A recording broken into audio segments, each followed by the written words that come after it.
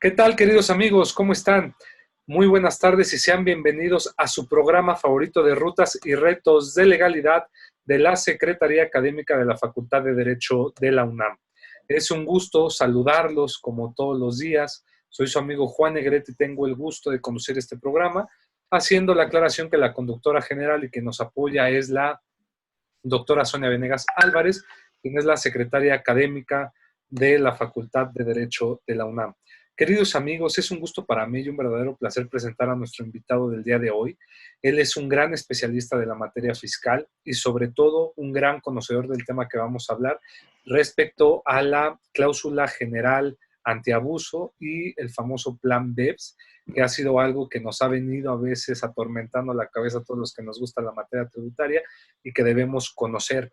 Déjenme decirles antes que el maestro es maestre, la maestría en Derecho Fiscal por la Universidad Panamericana, también la maestría de Derecho de las Empresas por la Universidad de Anáhuac, es licenciado en Derecho por la Universidad Autónoma de Chiapas, un bellísimo estado de la República, además es articulista de la revista Puntos Finos de la editorial Thomson Reuters o fiscal, es abogado postulante en materia fiscal en el despacho Buffet Capital y se desempeña como abogado de compliance y consultor fiscal.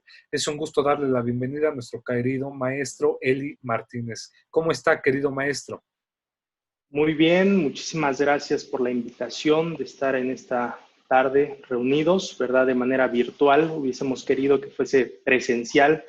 Sin embargo, por la situación que todos conocemos y entendemos a la perfección, esta reunión pues se ha de dar de forma virtual, que esperemos sea de provecho para nuestros radioescuchas y podamos emitir aquí conocimiento de valor, ¿verdad? Para todas las personas que nos están escuchando desde la comodidad de su hogar. Y en ese sentido, abogado Negrete, pues es un gusto, le repito, y agradezco la invitación que me hace estar hoy en su programa. Cierto estoy, querido maestro, que así será y que vamos a disfrutar mucho de esta charla y más de su expertise y pues experiencia en este tema. Por lo cual me gustaría hacerle una pregunta muy obligada y que nos han hecho todo.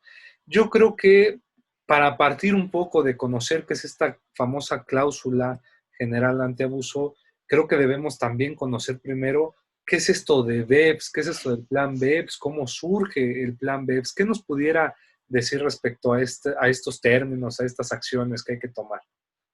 Claro que sí. Primeramente, comenzar desde la remota Segunda Guerra Mundial, si lo queremos ver de una perspectiva histórica, en la cual analizamos la reconstrucción de lo que hoy conocemos como la Unión Europea, ¿verdad?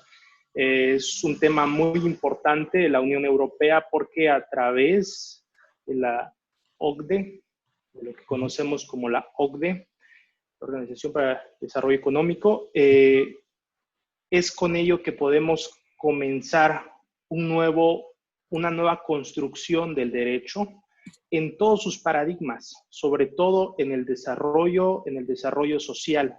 Pero para llegar a un desarrollo social es necesario también analizar diversos ejes en la cuestión jurídica. La cuestión jurídica del Estado de Derecho, la conformación nuevamente de la democracia, posterior a los regímenes que habían en ese momento, fascista, nazi y demás naciones que se habían destruido por causa de la misma guerra y de la situación financiera que generaba obviamente un problema real, tangible, una problemática catastrófica a niveles, en este caso, continentales, ¿verdad? Para especificar la Unión Europea. Y es así que surge este plan, un plan de la OSD, que surge la OSD, comienza la construcción del derecho nuevamente y partiendo de ello comienzan a surgir también nuevos problemas y parte de esos problemas es el hecho de que surgen paraísos fiscales, también conocido como paraísos o estados offshore, ¿verdad? Surge la construcción de entidades financieras, sociedades offshore. es decir, sociedades que se encontraban en paraísos fiscales o también conocidos los paraísos fiscales como en lugares de baja imposición. Estos lugares de baja imposición obviamente ostentaban tener intrínsecamente, dentro de su marco jurídico, sistemas perniciosos que lo que buscaban era atraer mayor cantidad de capital a su régimen, a su jurisprudencia, al lugar donde se encontraba cada país, y con ello generaba un conflicto para el lugar, para el lugar donde originalmente se encontraba, digámoslo así, la gestión la creación de valor, ¿verdad? Es decir, que en un lugar se creaba el valor, se creaba un producto, en Inglaterra, pero por otro lado, en la isla del hombre, en la isla de Man, en la isla del hombre se gestionaba toda la parte financiera de la sociedad que estaba creada en otro país. Eso le generaba, obviamente, en este caso Inglaterra, un menoscabo en su erario público porque dejaba de percibir cierta cantidad. Es con ello que surge diversas formas de atacar lo que es este tipo de sistemas. Pero este tipo de sistemas es muy complicado, es muy difícil atacarlos, sobre todo en aquellos años. ¿Por qué? Porque como cada jurisdicción en su momento tenía diferentes formas de gravamen, de impuestos sobre la renta específicamente, entonces eso dificultaba mucho el hecho de que se pongan de acuerdo. Y es con ello que a través de los planes de la OECD, que de manera progresiva se fueron manifestando a través de convenios, digamos, surge la posibilidad de poder llegar a acuerdos entre países, generar convenios y con ello estandarizar un tanto, al menos la base gravable, estandarizar la forma de grabar, qué es lo que están grabando, toda esa parte tan importante, ¿verdad? Sí. Recordar en este caso de que a nivel internacional existen el sistema de renta mundial, ¿no? Sistema de renta mundial basado en la residencia de cada entidad, de cada sociedad. Es decir, que quien tiene el derecho de gravar, el Estado-nación que tenga el derecho de gravar, es el Estado donde resida la entidad. Y de acuerdo a la ley es donde tenga su centro principal de negocios o de administración. Sin embargo, por ejemplo, hay otros países que no solamente graban lo que es renta mundial a través de residencia, sino que también graban el impuesto sobre la renta a sus sociedades a través de otro sistema, que es el sistema que consiste en que se va a establecer el impuesto sobre la renta no en el lugar de donde es residente el principal centro de negocio, sino donde tiene la creación del valor, ¿verdad? Esos dos sistemas son muy importantes para poder entender la forma en que comenzó a discrepar todo el sistema fiscal internacional y con ello tuvieron que surgir nuevos acuerdos, nuevas formas de pensar, nuevas doctrinas para poder estandarizar esta parte. Finalmente se llega a ciertos estándares para poder establecer dónde se va a señalar la parte impositiva de cada país, de cada jurisdicción y concluyen, de acuerdo a la OECD, y que se van a basar en el sistema de renta mundial de residencia. Ese es un primer punto al que llegan, pero sin embargo, o sea, se dan cuenta de que al mismo tiempo continúan los problemas, continúa la problemática de la desregularización en algunos casos, o bien una regulación muy discrepante entre diversos países. Esto provocó que surgiera lo que es el Plan BEPS a partir ya de 2013. Se da la primera revisión de este plan, el primer análisis se emite en 2013, Posterior a ello surge uno en 2015, que ya es la revisión definitiva del Plan BEPS, y a partir de ello México, y en atención a que México siempre está, digamos, está a lo último de lo que los organismos internacionales le solicitan, o al menos eso es la intención que México propone en su política exterior. A partir de ese momento surge la idea de que es mediante el Plan BEPS que México, atendiendo a ello y a esa normativa internacional, por cierto, no vinculante en un principio, en atención a ello, México toma la iniciativa de comenzar a hacer modificaciones en su normativa, ¿verdad? Ese plan BEPS está basado básicamente en 15 acciones. 15 acciones, dentro de las cuales muchas de ellas se basan en analizar instrumentos híbridos, economía digital, establecimiento permanente, arreglos, acuerdos mutuos de solución de controversias en materia internacional, entre otros. Eso, y dentro de ello también está sustancia sobre la forma, que es la acción 6, que es una de las principales también para efecto de la cláusula general antielusión.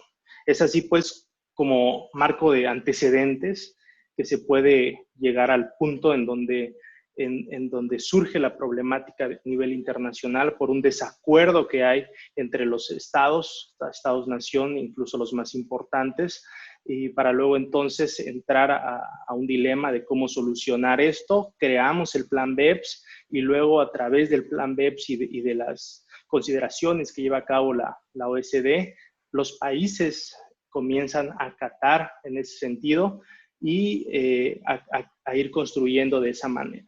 Pero hay un tema muy interesante porque a pesar de que México empieza a implementar el plan ya desde la reforma del impuesto sobre la renta en 2014 y empieza a hacer arreglos a las nuevas reformas y todo esto, hay algo muy curioso, y eso es que la OECD sigue emitiendo a México recomendaciones en el mismo sentido de que hace algunos años. Esto nos lleva a pensar de que México no está avanzando de ninguna forma.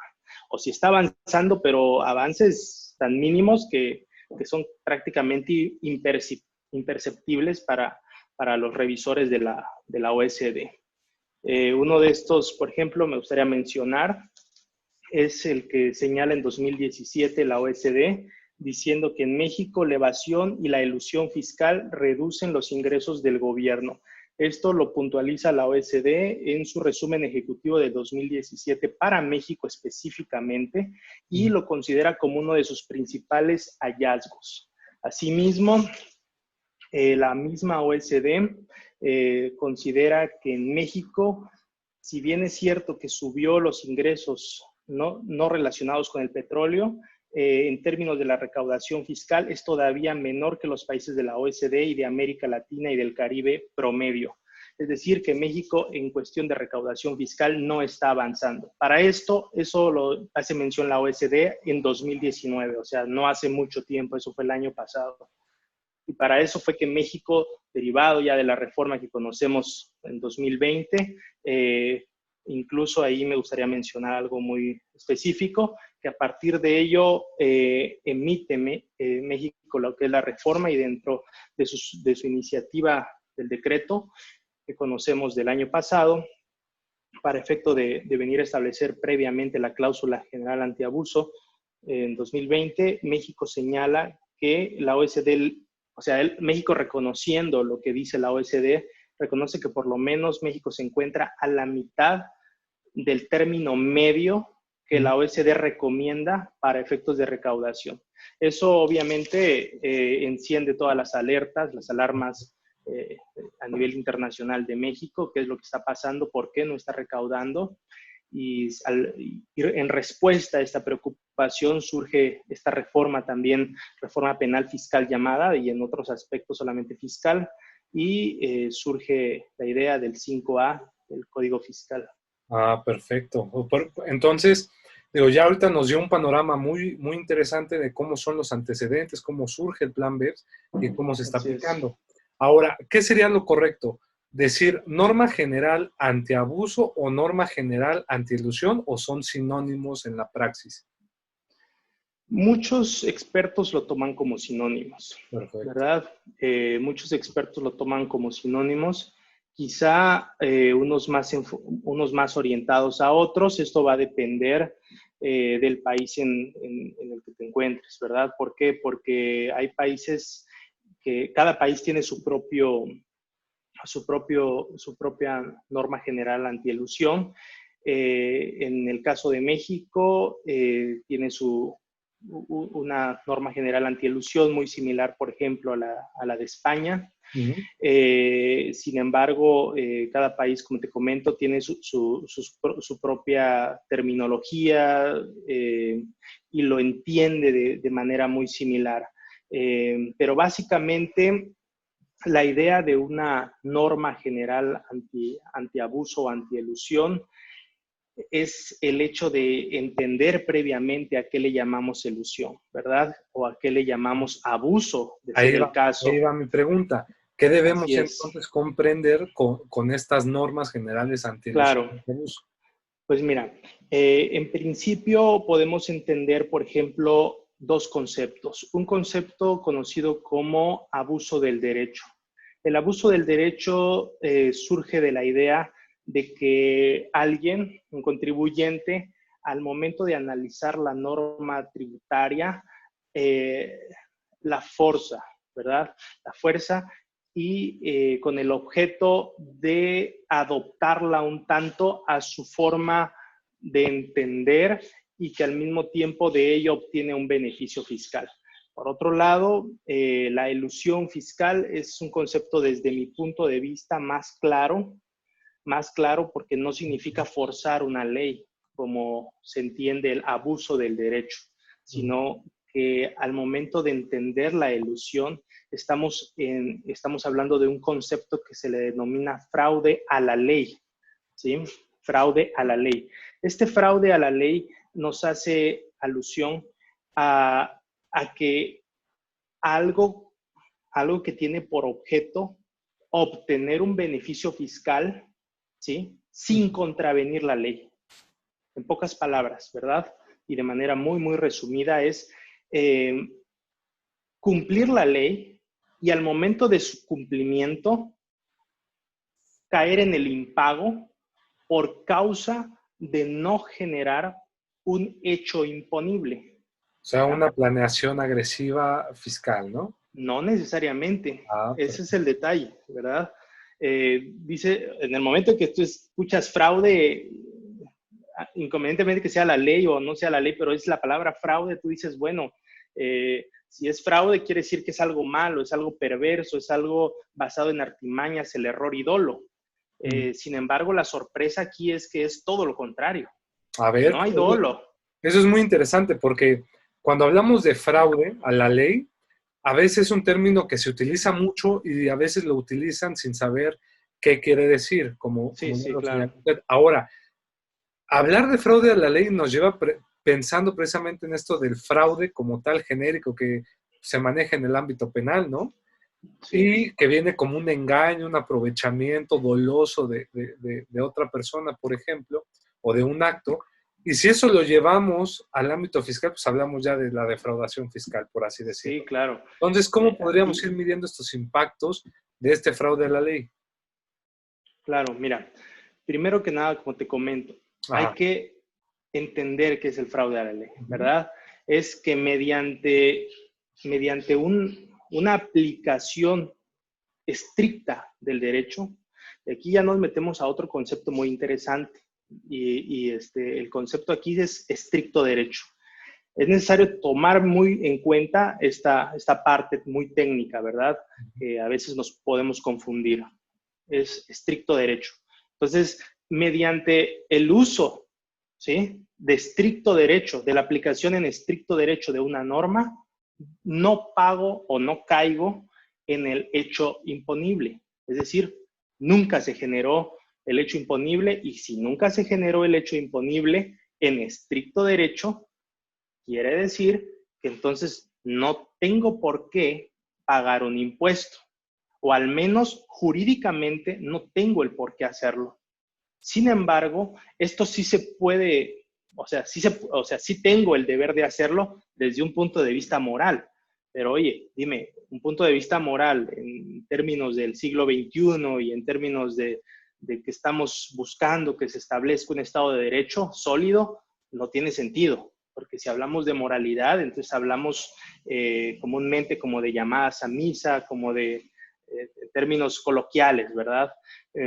Y bueno, ahora, vamos a dejar esto en esta parte y pasamos a analizar otro concepto para poder entender. Dime. Perdón, maestro, le interrumpo, pero es que está muy interesante y para los que nos ven, que tal les cuesta un poco de trabajo, ¿podría ponernos un ejemplo para entender este fraude a la ley? Sí, claro.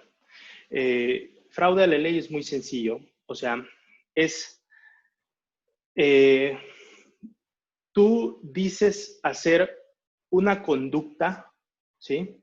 Una conducta, tienes, digamos, el respaldo jurídico y de facto de que has llevado a cabo esa conducta.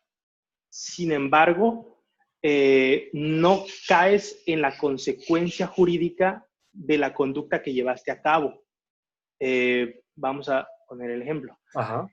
Un contrato de compraventa. Perfecto. ¿Sí? Un contrato de compraventa, tú vas a comprar, tú eres una sociedad A, le vas a comprar a la sociedad B, y derivado de ese contrato de compraventa entre la sociedad A le compra a la sociedad B, resulta ser que dices, bueno, para no pagar impuestos, lo que vamos a hacer es que en lugar de establecer el precio de 1,000,000 de pesos por concepto de pago de las llantas que te voy a comprar, por así decirlo, le vamos a poner que son 100,000 pesos. Entonces, desde ese momento, ya hay una alerta aquí ante lo que está sucediendo. El SAT, por ejemplo, el Servicio de Administración Tributaria, ya se puede dar cuenta de que algo no es correcto. ¿Sí? ¿Y qué es lo que sucede? En lugar de pagar 300,000 pesos, supongamos que fue 1,000,000 de pesos el ingreso que obtuviste derivado de que la sociedad A comprara a la sociedad B 1,000,000 de pesos de ingreso neto, y entonces, de utilidad, entonces en lugar de reconocer ese 1,000,000, mediante contrato, mediante fedatario público, mediante todos estos elementos, resulta ser que tú estableciste que sea de 100,000 pesos la compra, ¿verdad? ¿Cuánto te ahorraste de impuestos? En lugar de pagar 300,000 pesos de impuesto, vas a pagar 30,000. Perfecto. ¿Sí? De esa manera reduces muchísimo a través de una modificación de la base gravable. ¿Y cómo lo modificaste? A través de un contrato. Mi pregunta ¿es legal lo que hiciste? Desde luego que es legal. ¿Tienes un sustento jurídico? Claro. ¿Tienes un sustento económico? Pues sí. Ahora, la pregunta ¿es razonable? Y ahí es donde entra este concepto del SAT, ¿verdad? Que hace alusión, la razón de negocios, la razón es razonable. Y ahora, desde el punto de vista de si es razonable, ¿quién dice lo que es razonable o no? Si tú eres el que estás comprando llantas, ¿cómo saber si realmente es razonable lo que estás comprando? ¿Te das cuenta? ¿Cómo saber si es razonable? El SAT te va a decir cómo tienes que trabajar tu negocio. ¿Quién te va a venir a decir de cómo tienes que hacer tus contratos y cuál va a ser el precio pactado? Sobre todo entre terceros, ¿verdad? Y también entre partes relacionadas. Hablando de precios de transferencia. Ahora, partiendo de esto, para los que nos escuchan, hay que evitar confundirnos de dos conceptos muy interesantes, que es el fraude a la ley o elusión fiscal y el otro que es la evasión fiscal. ¿Sí? Este es otro, o fraude de ley. Una cosa es el fraude a la ley y otra cosa es el fraude de ley. En pocas palabras, elusión fiscal, fraude a la ley. Evasión fiscal, fraude de ley. En el caso de la evasión fiscal, es consistente en que también busca obtener un beneficio fiscal, ¿sí? Un beneficio fiscal, entiéndase, por la ley, artículo 5A incluso lo hace mención, es buscar una disminución del impuesto, ya sea a través de la base gravable, de modificar el precio, de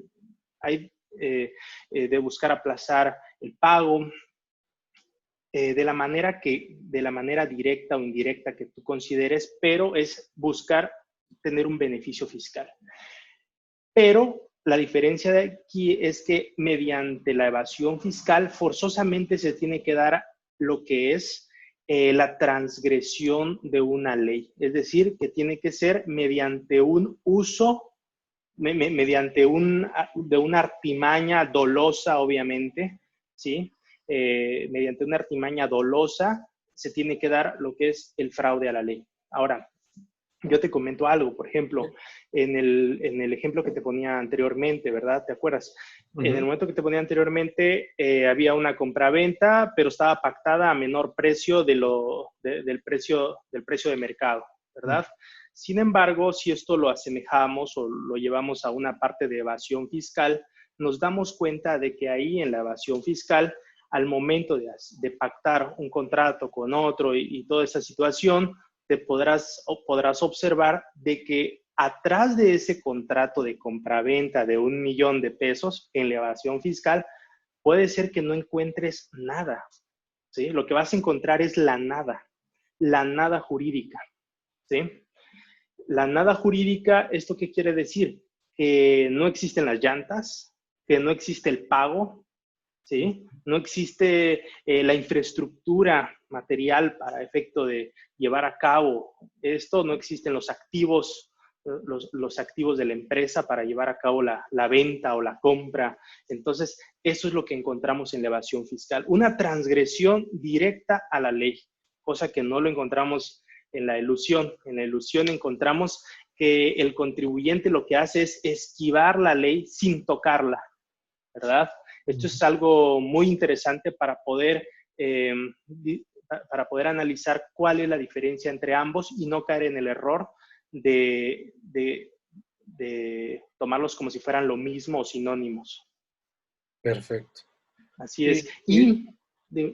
Pero entonces, fraude de ley parte como sinónimo de elevación fiscal porque forzosamente se está transgrediendo la ley para obtener un beneficio, ¿no? Así es decir, que estoy engañando al fisco diciéndole, sabes que hice un contrato, pero atrás de ese contrato no hay nada. En cambio, en el otro, en la elusión fiscal, atrás de ese contrato realmente hay otro contrato diferente.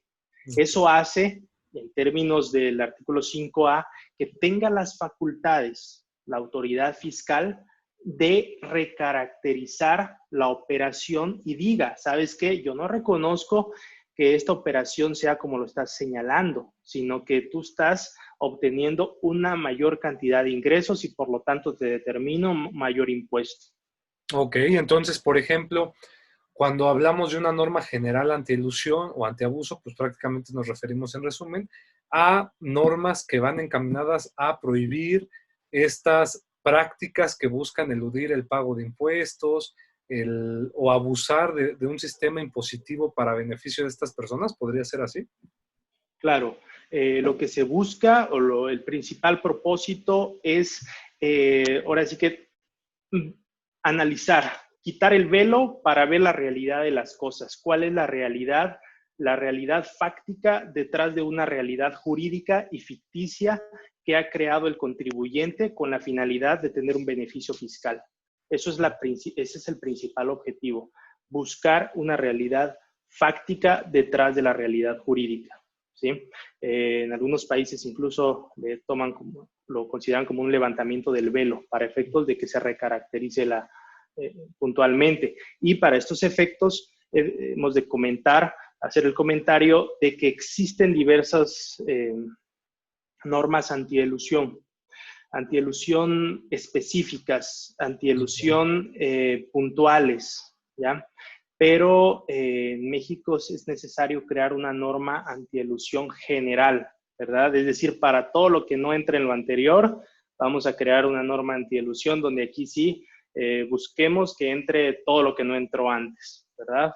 Algunos ejemplos de esta normas antielusión específicas es una que encontramos en el 177 de la Ley del Impuesto sobre la Renta. Específicamente nos habla de precios de transferencia, operaciones entre partes relacionadas que hace una entidad local con una entidad en el extranjero que a su vez es parte relacionada.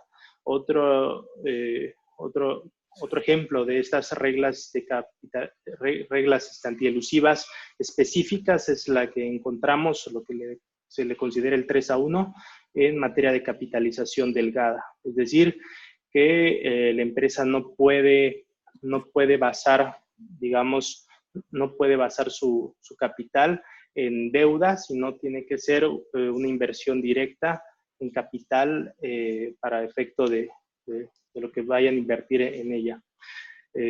Bueno, y fuera de ello, encontramos lo que es la norma general antielusión para México en el numeral 5A del código. Perfecto, y qué bueno que tocó este tema. Ahora vamos a centrarnos a esta figura de la razón de negocios, Claro. artículo 5A que entró con la reforma fiscal del 2020 y que, como usted bien señaló, esto nos permite entrar con estos antecedentes porque se retoman por esta exigencia internacional, ¿no? Sobre todo para regular esta parte. Esto ha creado mucho conflicto, querido maestro. Yo creo que tal vez una labor titánica, tal vez explicar todo este concepto en tan poco tiempo, pero me gustaría cederle el uso de la voz libremente para que nos pudiera explicar entonces qué debemos ya entender por esta razón de negocios, cómo se lleva a cabo, cómo la va a calificar el SAT. Es decir, usted es el experto. Por favor, maestro. Sí, claro. Bueno, en el artículo 5A le daré lectura brevemente a la introducción del primer párrafo. Dice, los actos jurídicos que carezcan de una razón de negocios y que generen un beneficio fiscal directo o indirecto tendrán efectos fiscales que correspondan a los que habrían realizado para la obtención del beneficio económico razonablemente esperado por el contribuyente. En este apartado nos damos cuenta de los elementos que compone o que conforman cualquier norma básica antielusión. Son dos elementos muy sencillos. La primera, lo habíamos comentado, que carezca de una razón de negocios, como usted también lo señaló puntualmente, ¿verdad? Y la segunda, que generen un beneficio fiscal. Este beneficio fiscal puede ser directo o indirecto, no hay inconveniente para la autoridad, ¿no? Entonces, basándose en ello, dice que carezcan de una razón de negocios. Pero aquí hay un dilema desde mi punto de vista. ¿Por qué? Porque cuando hablamos de una razón de negocios, entonces, cuando hablamos de una razón de negocios, pienso que aquí México al menos está haciendo alusión a parámetros que no corresponden a un sistema jurídico romano, ¿sí? Sino que está, digamos, trayendo, ¿sí?, del extranjero una figura del derecho anglosajón, ¿sí?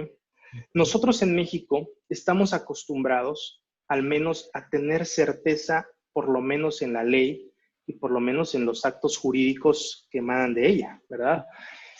A tener certeza. Pero esta certeza se rompe desde el momento en que relativizamos algún concepto o en el momento en que subjetivizamos algún concepto. Si el concepto que está en ley lo hacemos subjetivo, es decir, que cualquiera puede entender diferentes cosas y no ponemos especial énfasis en qué es lo que significa ese concepto, entonces caeríamos en que todo el mundo va a dar su opinión. En este caso particular, la autoridad SAT va a dar su opinión y va a decir, sabes que para mí razón de negocios es esto. Y para mí lo que tú estás haciendo no va acorde a lo que yo considero que es la razón de negocios respecto al giro que te estás dedicando de mantenimiento de llantas, ¿verdad?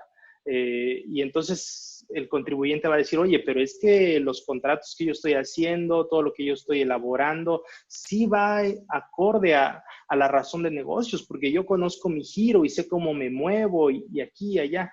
Entonces surge esa polémica, ¿verdad? Ahora, ¿cuál es la disyuntiva? ¿Cuál es la polémica que surge aquí? Que la palabra o el concepto razón de negocios rompe un esquema muy importante y de hace muchos años que México ha tratado de conservar a la perfección, que esto es el principio de taxatividad. Principio de taxatividad, yo lo asemejo mucho al principio de estricto derecho. ¿Por qué? Porque habla de que básicamente lo que hace es el señalamiento del artículo 6 del Código Fiscal, que dice las contribuciones se causan conforme se realizan las situaciones jurídicas o de hecho previstas en las leyes fiscales vigentes durante el lapso de tiempo que ocurran, es decir, principio de estricto derecho, ¿verdad? Ese es el principio de taxatividad. Pero desde el momento en que le agregamos un concepto anglosajón, un concepto relativo, un concepto subjetivo, como es el de razón de negocios, entonces entendemos que en realidad el SAT va a establecerte como tu base gravable, no lo que diga la ley, no lo que tú consideres, sino lo que él entienda por razón de negocios. Oye, la palabra razón de negocios está en ley y por lo tanto si está en ley, pues no atenta a la constitucionalidad. A ver, sí está en ley, pero está en ley de una manera subjetiva.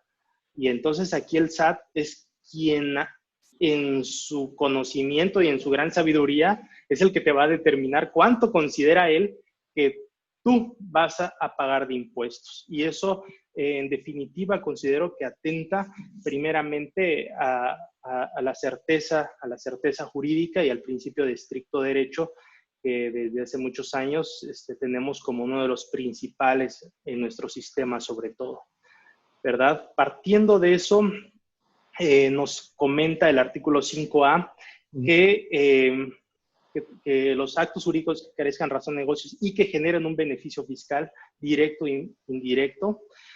Y aquí lo que viene otra parte interesante, dice, tendrán efectos fiscales que correspondan a los que se habrían realizado para la obtención del beneficio económico razonable esperado por el contribuyente. ¿Sí? Es decir, caemos en lo mismo, en la razón de negocios. Dice el SAT, a ver, tú vas a obtener tú vas a obtener un beneficio en términos de lo que económicamente y razonablemente yo espero que tú obtengas. ¿Sí? Diferente a ello, yo te recaracterizo lo que hiciste y te digo, a ver, si tú dices que hiciste tal operación, yo te digo, no, tú no hiciste tal operación, tú hiciste aquello, ¿verdad? Eso, como comentábamos, atenta al principio de estricto derecho y genera una incertidumbre para todos los contribuyentes. Ahora bien, ¿esto posteriormente se puede arreglar? Yo pienso que sí. Y considero que debemos ser, en este caso, optimistas para considerar que posteriormente la Corte emita criterios respecto a cómo ir moldeando esta parte, ¿no? ¿Qué es lo que la Corte entiende de razón de negocios? Y después de muchos criterios y probablemente varios años de litigio y desgaste en tribunales, ya va a ir comenzando a entenderse qué es razón de negocios. Mientras tanto, en este momento y sobre todo en este año, estamos en una situación crítica en cuanto al derecho desde mi punto de vista.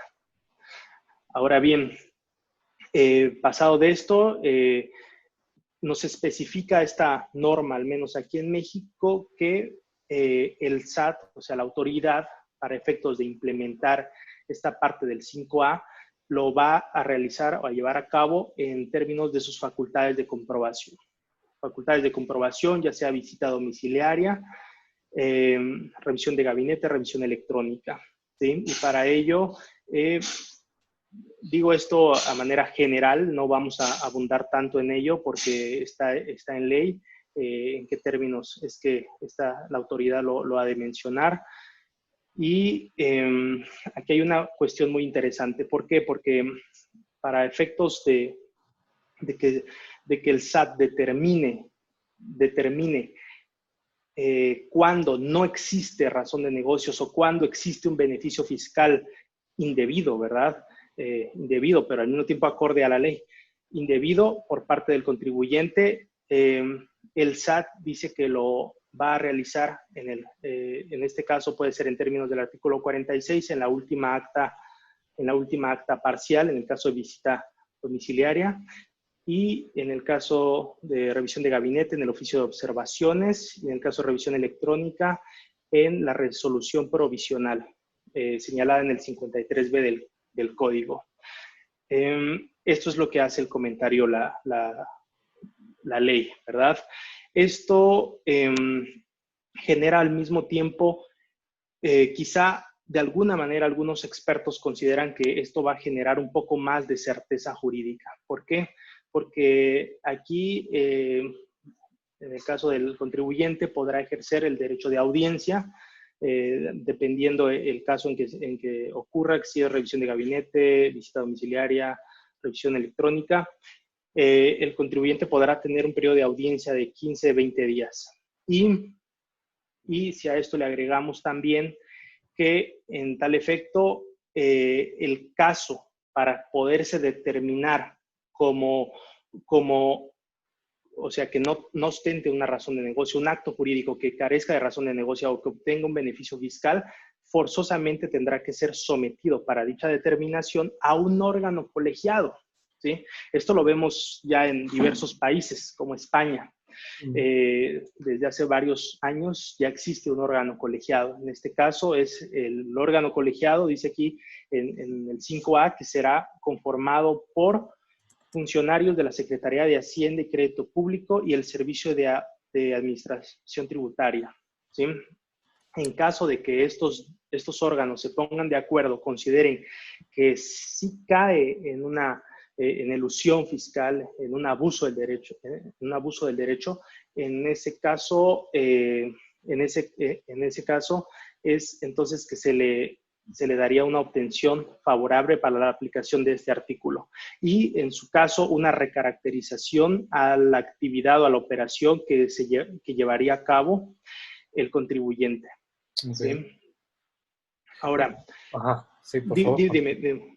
No, es que me gustaría también un poco preguntar esto antes de continuar, porque a veces entra mucho en confusión y nos lo han preguntado hasta los propios universitarios. Cuando uno lee el artículo 5A, si bien no es tan extenso, es muy confuso. Hay que leerlo con cuidado. Y a veces no se logra entender, y me gustaría rápido preguntarle si nos pudiera marcar la diferencia entre qué debe entenderse por un beneficio económico y por un beneficio fiscal, y si nos puede explicar por qué el beneficio fiscal no puede ser mayor que el beneficio económico, como lo maneja el 5A, solamente para tener estos conceptos que suenan simples, pero a veces son muy complejos. Sí, claro. Ok. En términos ahora sí, de lo que plantea la misma ley, el beneficio fiscal, el beneficio económico el beneficio fiscal es tener un ingreso, ¿sí? Un ingreso basado o basándose en utilizar ciertas normas, ¿sí? Que le permiten al contribuyente dejar de pagar cierta cantidad de ingresos, ¿sí? Le permiten una obtención de un ingreso que en términos normales, así le denomina la ley, en términos normales, el mismo contribuyente estaría pagando una mayor cantidad de ingresos, ¿verdad?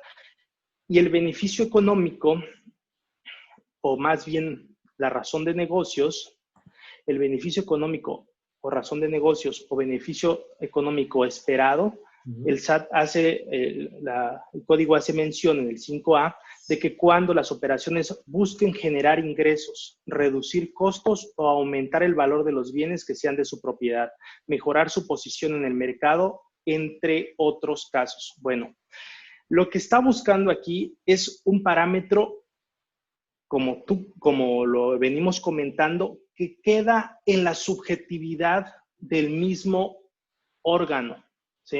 Okay. Que queda en la misma subjetividad, ¿sí? Tú dices, mi duda es que lo que tú planteas es, mi duda es que no hay claridad, es que realmente no hay una claridad, ¿verdad? Tú dices, bueno, ¿y cómo lo entiendo esto? ¿Cómo entiendo un mejor posicionamiento del mercado? ¿Cómo entiendo aumentar valor los bienes? ¿Cómo entiendo mi giro? ¿No? Hasta si desde el punto de vista del contribuyente dice, bueno, si parte de mi giro es hacer estas operaciones y de esta manera poder invertir más en ciertos activos o funciones de la empresa, entonces, ¿cómo entiendo de que ahora ya tengo que tomar la parte aquí de que tengo que tener un mayor beneficio, un menor, o sea, lo que está planteando aquí la autoridad es, a ver, tú contribuyente tienes que obtener el mayor beneficio económico posible, siempre, y obtener el menor beneficio fiscal. En palabras terrenales es, tienes que buscar las leyes que más, o sea, que más te hagan pagar impuestos, ¿sí? Y esto, fíjate, o sea, viene en contravención a Sí, un claro. principio que es la economía de opción, Así es. ¿ya? Porque la economía de opción se basa precisamente en que, en que la autoridad es, o sea, en que la autoridad te permite como contribuyente, en términos de la ley, tributar de la manera que tú consideres en relación al giro que estés llevando a cabo, ¿verdad? Y para ello te establece un sinfín de, o sea, normativas para ver cómo tú quieres tributar, ¿verdad? A ver, si eres, te dedicas a la construcción de esta forma, si te dedicas a la comercialización de esta otra. La autoridad te pone, o sea, pone a tu disposición toda esta serie de mecanismos de sistema jurídico tributario para que tú lo hagas conforme a la ley y sin transgredirla. Ok, bueno, pero al mismo tiempo, a través de esta ley, que está confusa de entender porque está mal redactada, lo que está haciendo alusión aquí el SAT en pocas palabras es, o más bien la intención del legislador aquí en pocas palabras, no solamente es evitarse sistemas agresivos bien estructurados con un rediseño financiero, no. Está tratando de que tú como contribuyente pagues tributos de la manera que más gravoso te sea. Y eso atenta, desde luego, al principio de economía de opción que podemos observar incluso en el numeral 6 y en jurisprudencias, tesis y criterios que la Corte ya ha mencionado, ¿verdad? Esto es algo muy interesante y en lo consecuente, como te comento, por favor. La autoridad es la que te está, digamos, buscando de qué manera el contribuyente caiga siempre o tenga la intención del contribuyente de buscar la manera de cómo pagar más impuestos, ¿verdad? Eso es realmente la intención.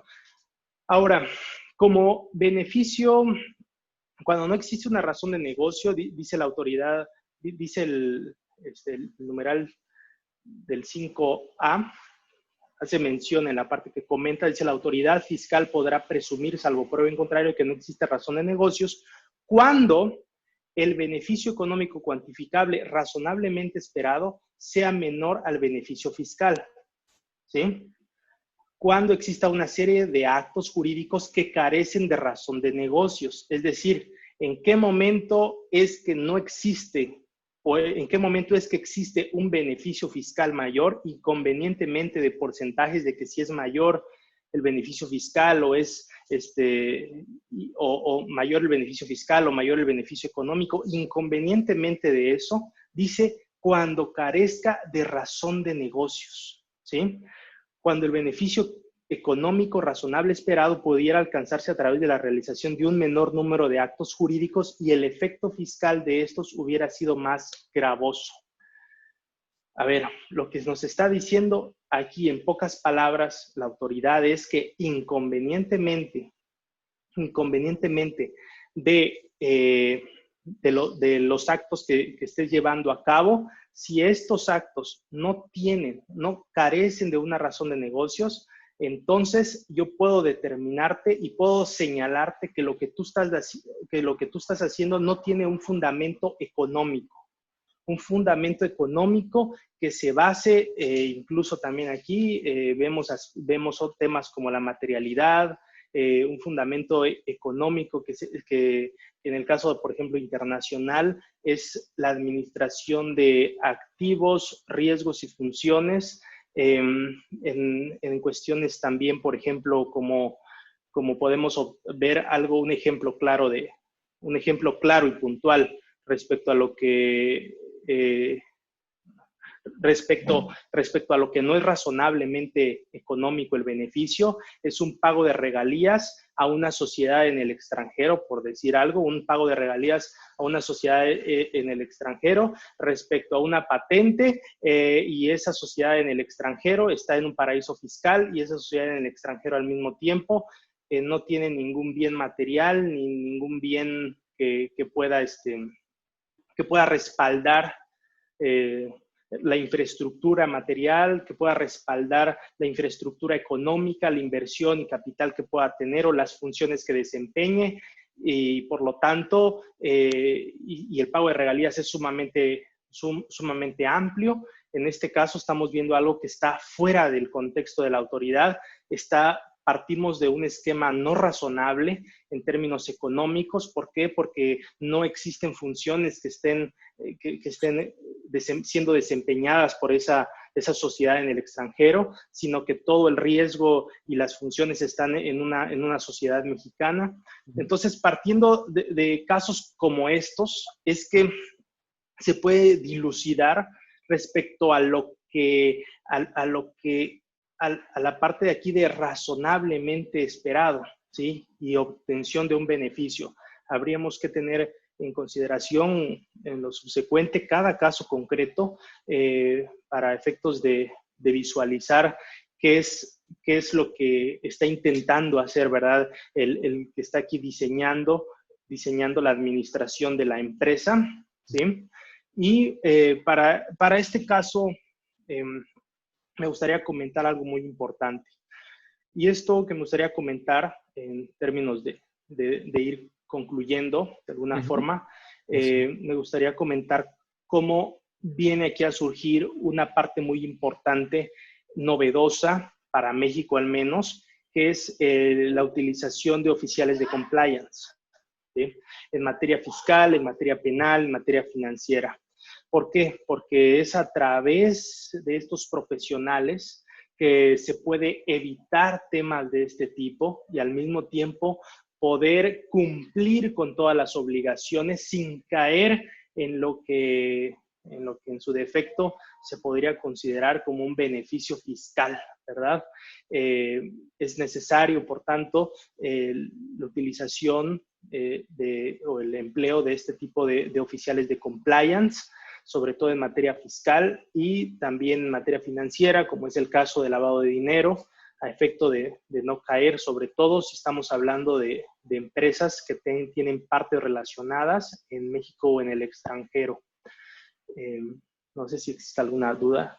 No, pues maestro, ha sido usted muy claro y realmente ha sido muy interesante esta charla, este programa, sobre todo porque no es sencillo en poco tiempo poder hablar de un tema tan trascendente, pero fue muy puntual y eso lo agradecemos mucho. Creo que nos deja mucha idea, sobre todo para aclarar de lo que estamos hablando. Y pues el tiempo, como decimos nosotros, es bien envidioso.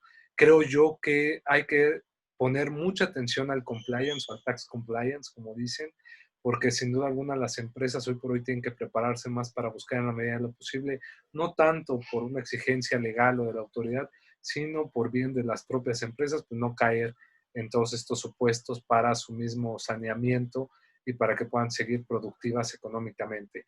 Querido maestro Eli, realmente pues agradecemos muchísimo su tiempo, agradecemos mucho su disponibilidad para con nosotros y hacemos la invitación para que sigamos hablando de este tema en otro programa y de muchos otros temas también. Agradecemos mucho su tiempo, agradecemos al doctor Juan Contreras Bustamante, director de la Facultad de Derecho de la UNAM, al maestro Ricardo Rojas Arévalo, secretario general de la misma, y nuevamente a la doctora Sonia Venegas, secretaria académica. Pero sobre todo a usted que nos ve, que nos sintoniza, le pedimos se suscriba, comparte esta información que puede ser de gran ayuda y utilidad a un familiar, a un amigo, y sobre todo regálenos un me gusta, un like si fue de su agrado, y sobre todo agradecemos a nuestro invitado estrella del día de hoy. Muchas gracias, querido maestro Eli, y nos vemos en una próxima emisión. Ha sido un gusto, licenciado Negrete. Ha sido un verdadero placer tener la oportunidad de estar aquí comentando y compartiendo la experiencia en materia fiscal y agradecido nada más por todo. Perfecto, pues que tenga una excelente tarde y nos estamos viendo en futuras ocasiones. Hasta la próxima. Hasta luego.